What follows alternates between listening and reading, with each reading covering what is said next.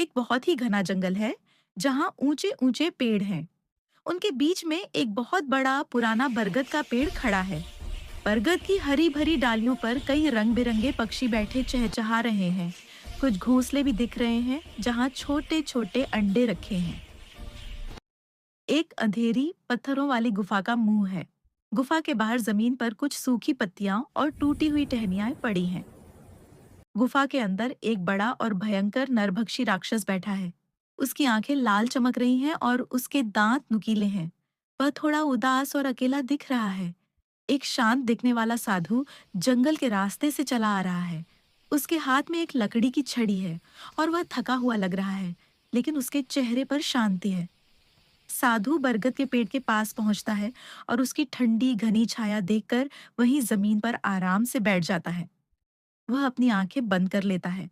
रात हो गई है। जंगल में अंधेरा है, लेकिन कुछ जुगनू टिमटिमा रहे हैं। दूर से चांद की रोशनी पड़ रही है। बरगद का पेड़ और साधु की सिलुएट दिख रही है।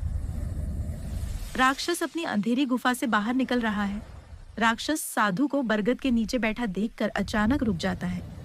उसके चेहरे पर थोड़ी हैरानी और उत्सुकता के भाव हैं। वह शायद सोच रहा है कि यह कौन है।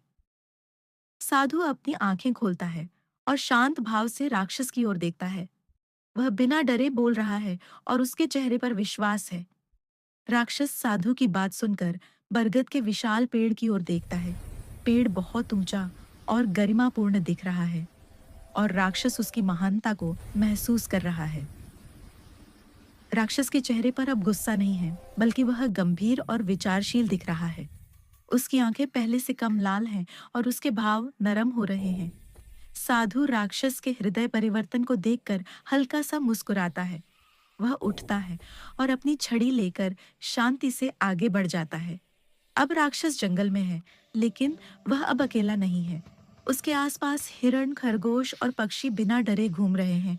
राक्षस उनके साथ मिलकर जंगल की रक्षा कर रहा है।